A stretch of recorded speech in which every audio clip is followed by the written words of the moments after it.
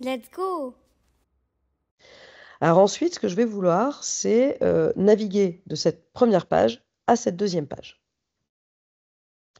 Donc pour ça, je vais aller sélectionner, ce que je voudrais, c'est uniquement quand je clique sur l'étoile, arriver à la deuxième page, et sur la deuxième page, quand je clique sur le picto ampoule, revenir à la première page.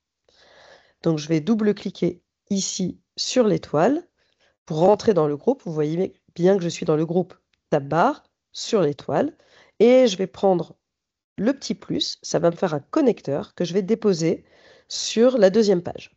Pour l'instant, je vais laisser tel quel. Je vais faire pareil de l'autre côté. Je vais prendre cette fois l'ampoule et je vais tester déjà pour voir si ça fonctionne.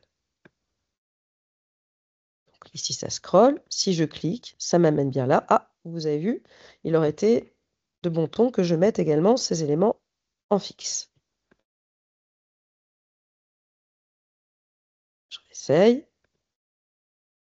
Ça marche. Et ici, maintenant, c'est bien fixe également. Alors, si je reprends mes connecteurs ici, il y a plein de types de choses qu'on peut personnaliser. Tout d'abord, les triggers, c'est les déclencheurs. On peut le faire au survol, on peut le faire après des délais. Bref, il y a plein de déclencheurs différents. À vous de les essayer. On le verra dans des prochaines vidéos. L'action qu'on est en train d'apprendre ici, c'est navigate. Donc, aller tout simplement d'une page à une autre. La destination, elle s'est mise automatiquement quand j'ai lâché mon connecteur sur la deuxième page. C'est ma page qui s'appelle Navigate to 2. C'est le nom de ma page. Et en type d'animation, j'ai pris Move In.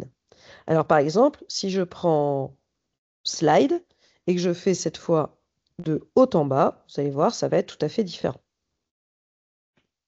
Je vais faire également ici Slide et je vais faire cette fois, par exemple, dans ce sens-là. Et donc ici, si je reteste, vous voyez bien ici, ça slide, ça glisse de haut en bas, puisque c'est ce que j'ai spécifié ici dans mon animation et dans ma curve. Donc regardez, il y a quand même pas mal d'animations différentes. En curve, il y a énormément de choses. Il y a par exemple même le principe de faire une courbe de Bézier personnalisée pour dire quel type de rythme vous voulez. Donc il faut vraiment essayer, le ressentir. Dernière chose, on verra ça bien dans la vidéo sur le Smart Animate. Ici, on peut également choisir Smart Animate.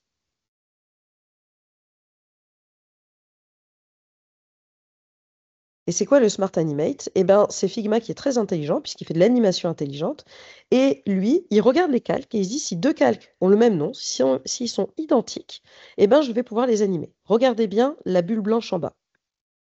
Vous voyez que ici, elle glisse. Et même plus, hein, vous voyez, mes carrés, ils bougent tout simplement parce que j'ai repris les mêmes carrés et donc ils se sont animés.